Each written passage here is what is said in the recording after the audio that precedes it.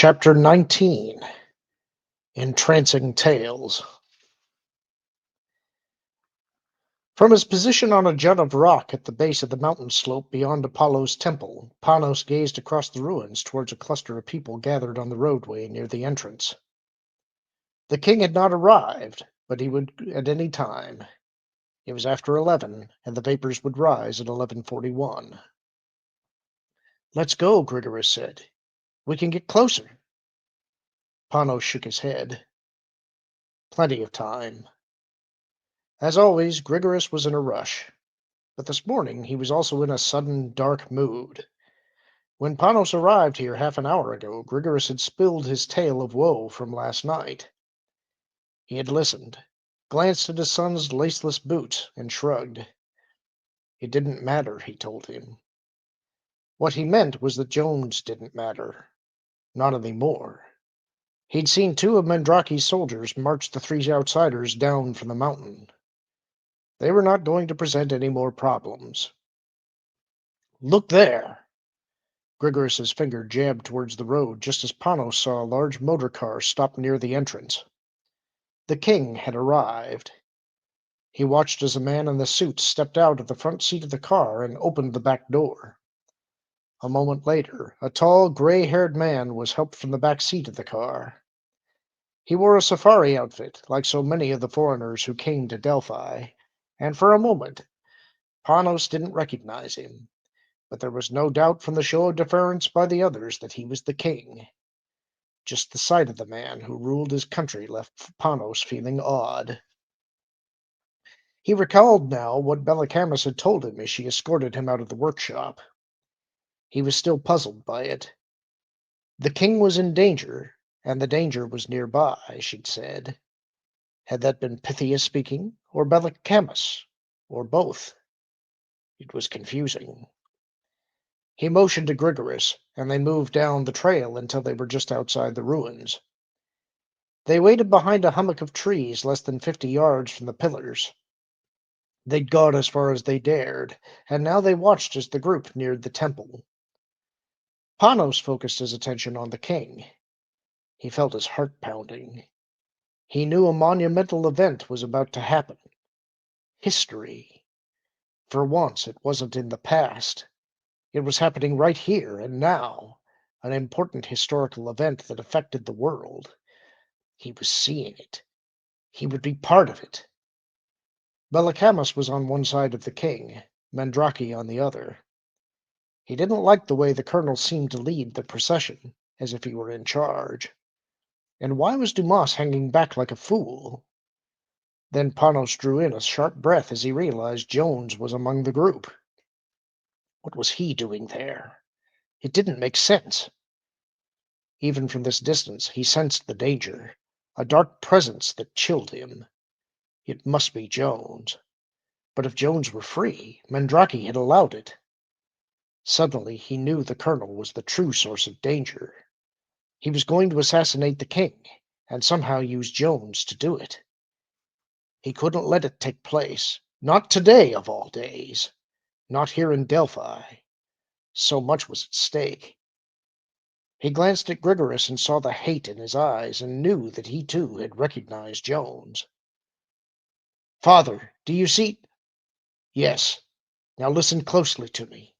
Don't do anything until I tell you. The timing must be right." Grigoris stared at Jones and slowly nodded. When he spoke, it was without conviction. "I understand. We are here, and that will be enough." Grigoris was repeating Panos's own words, but now Panos wasn't so sure they were true. Dumas followed the king's entourage through the ruins as Bellicamus alternated between gloating about her days as Delphi's chief archaeologist and pointing out the damage created by the earthquake. Maybe no one else thought she was gloating, but her hubris was obvious to him. He was well aware of the extent of her work, and the limits of it. Nothing would please him more than seeing her leave Delphi and never return, at least not while he was in charge of the ruins. This would definitely not be the way he would present Delphi to the king. What the hell did Mandrake know? There was no reason for him to be at the king's side. Then there was Jones. Probably the only reason he was still alive was that the king had requested his attendance, and Bellicamus didn't want anyone asking questions. But he looked like a lunatic. The pants he wore were too short, and the shirt too baggy. His shoes were covered with mud. If he had been any place other than the ruins, he wouldn't be allowed near the king. And it wasn't only his clothes. He dragged along as if he hadn't slept for days. What the hell he had been doing since he'd run off with Dumas's carriage? As they approached the temple, Bellicamus was talking about the crevice. She was making much of the fact that the vapors were similar to the historical accounts of the mephitic vapors of Apollo's oracle. She even tossed in a mythological reference calling the vapors ichor, the life force of the gods. Dumas almost laughed. He'd never heard her speak of Delphi in such romantic terms. Must be Jones's influence, he thought. And what effect do these vapors have on someone who inhales them? The king inquired as he limped ahead. All we can say for certain is that they don't seem to cause any ill effects. There may be a feeling of well-being, but that could just be psychological. However, I should say that Mr. Jones has other ideas, which he can tell you about later if you're interested. He seems to think they have a healing effect. Very clever, Dumas thought. She was overlooking what had happened to her, probably because she thought it would sound too unprofessional to say that she had been overcome by the vapors and had acted oddly for a couple of days. She hadn't even admitted that she had inhaled them herself. But what was this about Jones? One thing seemed certain now. She wasn't about to say that she was Pythia. So Panos had lost. She wasn't going to cooperate as he'd hoped. Why would she? The stonemason had been a fool to think that she would. When do these vapors rise? The king asked. They seem to come and go irregularly. Wouldn't you say, Stephanos?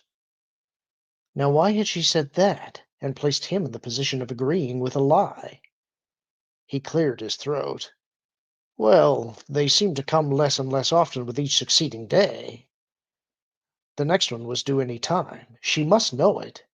But maybe in all the distraction with the king's visit, she'd forgotten. He wondered if he should mention it. But what if he was wrong? The king would think he was a fool. He might even lose his position here if the king decided to wait for the vapors and nothing happened. No, he couldn't take any chances. Dumas moved closer to Bellicamus as she led the way past the tilting columns of the temple. When he got a chance, he'd mentioned the timing of the vapors and let her handle it. But she seemed anxious to keep moving and told the king that he could see the crevice from atop the mound. Mr. Jones, why don't you tell His Highness about your experience? Bellicamus said as she took the king's arm and guided him up the mound. You know more about it than anyone else. Incredible, Dumas thought. First the colonel guiding the way, now Jones, who wasn't any more qualified, was going to take over.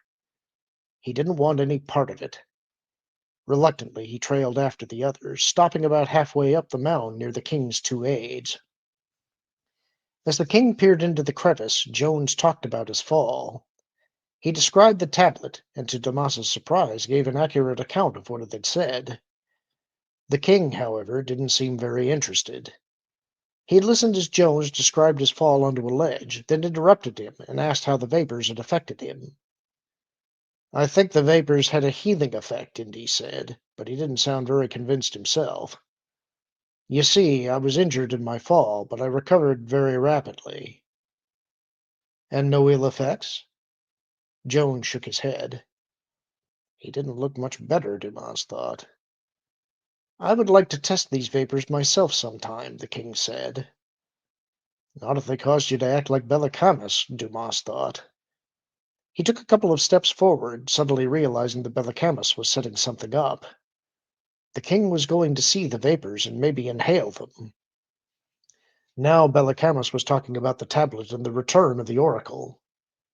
In fact, some villagers say that there's an old prophecy about Pythia returning after an earthquake and around the time the king arrives. The king smiled. Is that so? Dumas sucked in his breath and he realized he'd been mistaken. She was going to do it. Just then, as if their speaking of the vapors had called them up, Dumas heard the telltale rumble and hissing. The gases started rising. She'd planned it this way. Maybe she was Pythia. But then she stepped down off the top of the mound as the vapors covered their ankles. Mandrake moved ahead of her and blocked the two aides from reaching the king. "Let them be," he ordered. "Your Highness," one of the aides called out as the vapors billowed around the king's chest and shoulders, but the king ignored him. Bellacamus abruptly turned away from Mandrake and disappeared into the vapors with the king and Jones as the gases completely engulfed them. It was all happening so fast that Dumas hardly noticed that Panos and Grigoris were among them. Suddenly, chaos reigned in the temple. Panos charged up the mound and towards them, but Mandrake shoved him back down. The two aides were frantic, clawing their way towards the king. Mandrake struggled to contain them, but just then Grigoris barreled into the colonel. Again, Panos charged up the mound and this time vanished into the vapors. Mandrake had his hands full with Grigoris and the aides and didn't see what was happening. Dumas watched in stunned disbelief until a scream that was more animal than human pierced the air. Shivers radiated up his spine. He knew that Bellacamus was transforming into Pythia. It was happening, and just the way Panos had planned it. He heard Panos's voice proclaiming Pythia's presence. No, he had to stop them. He was the one who must have the power, not Panos. He struggled up the mound, stumbled, and slipped backwards. He could hear Dorian babbling, and the king's voice. He crawled ahead, climbed to his feet, and hurled himself into the vapors at the spot where Panos had disappeared.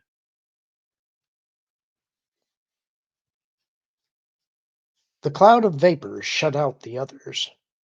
The commotion beyond the vapors seemed distant, unimportant. Even the king, who stood within Indy's reach, appeared ghost-like, a dim silhouette, but he could hear him filling his lungs with great breathfuls of the vapors. "Sir, your Highness." Was that how he should address them? The king ignored him. "Excuse me, your Highness." He had to tell him about the danger. But how was he going to save Shannon and Conrad and himself? Their lives were in danger no matter what happened to the king. "My hip is already healing." Jubilance riddled the king's voice. "This place is a miracle." Before Indy could say anything further, another figure swirled through the vapors. It was Dorian. Her hair was standing on end as she tossed her head spasmodically from side to side. Spittle ran down her jaw. Her eyes threatened to burst from their sockets. She screamed. "What's wrong with you?" the king gaped. Then Panos was moving behind her. "Your Highness, Pythia has returned," he boomed. "What is it you wish to ask?" The king stared. Pythia moved closer to him and leered at him, her tongue hanging from her mouth. "Get away! Get away from me!" Suddenly she was babbling. The words gushed from her mouth, but made no sense. Indy detected a familiar word here, a phrase there. Latin, French, Greek, English, but it was gibberish. "Pythia is addressing you, your Highness," Panos said. "She says you are the one who should get away. You are in danger. Someone very near wants to kill you. Flee this place. Flee now for your life. But go with the knowledge that Delphi will soon rise in fame again, and the fortunes of our country will change." "Who are you to tell me this?" the king demanded. "It is not I. It is Pythia who speaks." The king looked skeptically at Dorian. Her head hung to the side. Her eyes were closed, and she was rocking back and forth. "She is Pythia?" Indy jerked his head as the hulking figure of Dumas appeared. His arms were outstretched. He lunged for Panos and grabbed him around the waist. Dorian was knocked off her feet. Her head bounced hard against the ground. Indy lurched towards her, but Dumas and Panos rammed into him. Indy stumbled back, trying to recover his balance, but his feet slipped over the edge of the crevice. He slid down, clawing at the earth until he clutched a partially buried rock at the very brink of the hole. But the rock was loose. Oh, God, no. I don't want to die. Not here. Not with these guys. He pulled as hard as he could, raising his chest over the edge of the hole just as the rock broke free. His legs dangled. He inched forward, threw a leg over the top, then rolled over onto his back.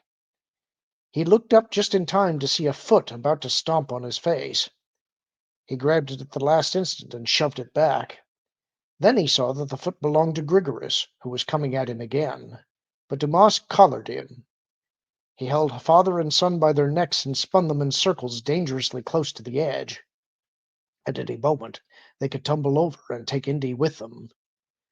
Indy tried to roll further away from the crevice, but as he did, several feet tripped over him and bodies tumbled towards the crevice. Someone yelled, and Indy saw hands grappling for purchase. He reached out and grabbed a wrist. Whoever it was hung precariously in midair, stretching Indy's arm to its limit. He heard a prolonged scream as one of the men, he couldn't tell who, plunged into the abyss. His yells echoed down to the chasm, and finally trailed off into deadly silence. To his left, Panos was hanging half over the ledge, and Grigoris struggled to pull him up. Who had fallen? Dumas? Then who was hanging onto his hand?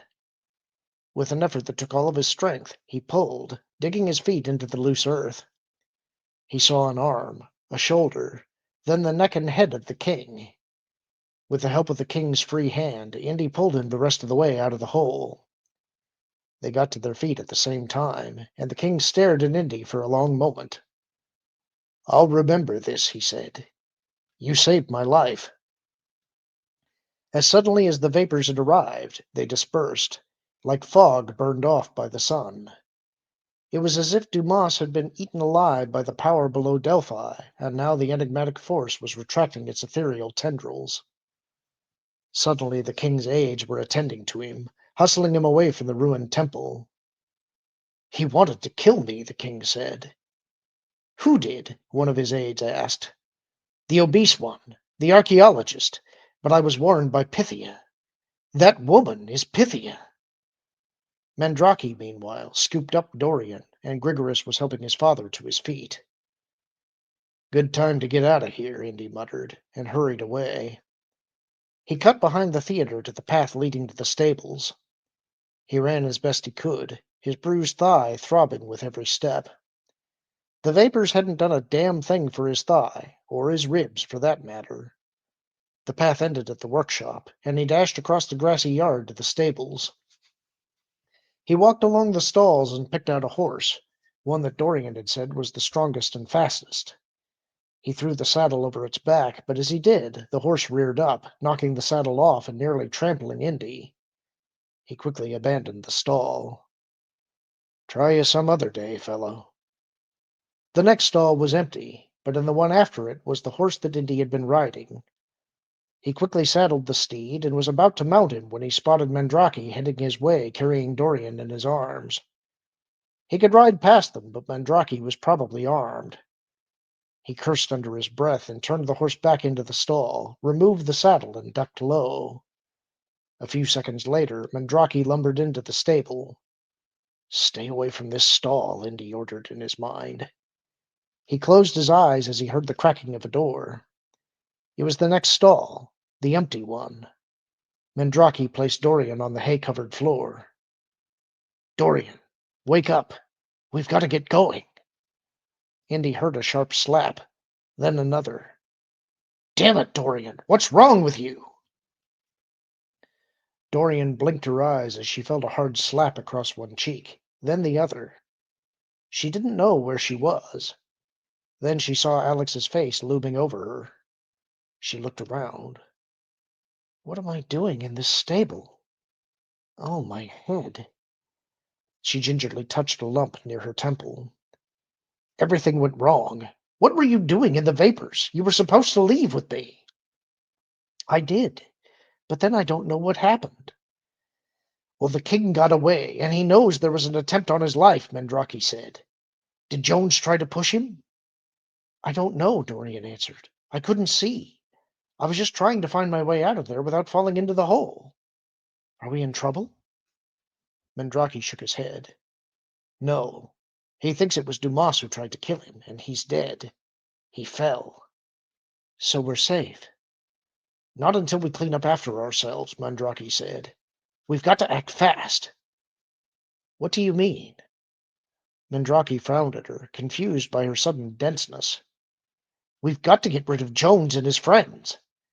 Then when we're done with them, I'm going to personally handle those two village idiots, the father and son.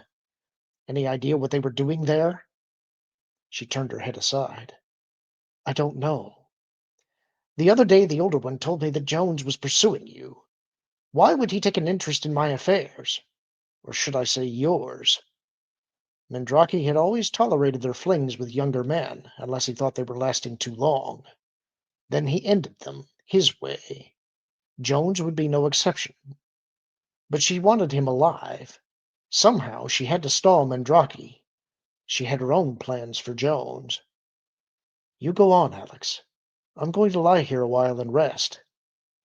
You sure? Just then she heard a wheezing noise. What was that? Mandraki said. He stood up and shoved the stall door open. The straw and dust tickled the inside of Indy's nostrils. His nose twitched.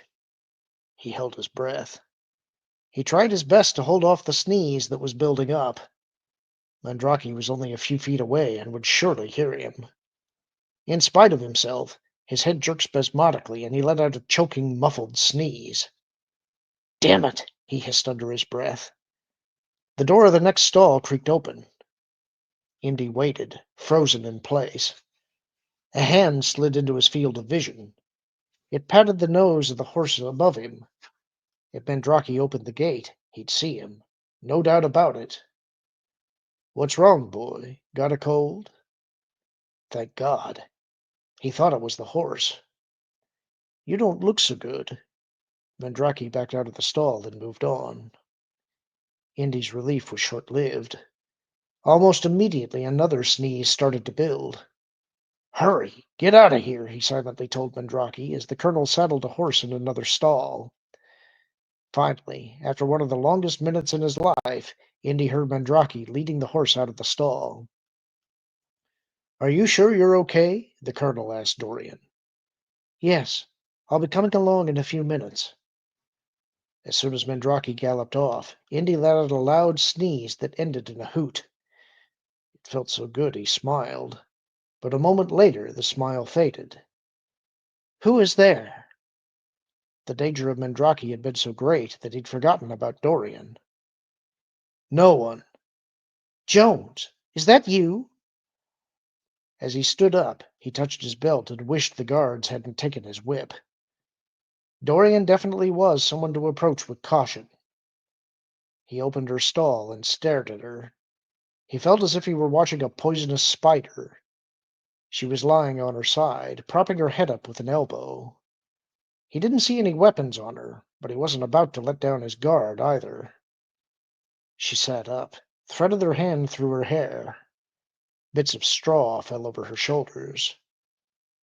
Come in here, she said in a low, throaty voice.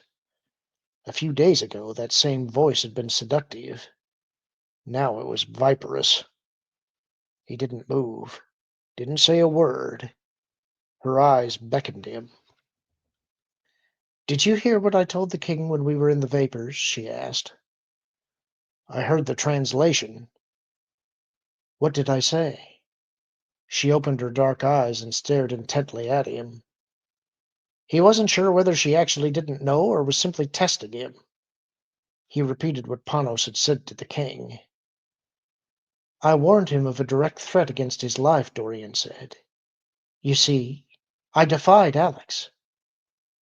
Did you? I saved the king's life, Indy. You were going to kill him. That was what your boyfriend wanted me to do, Indy countered.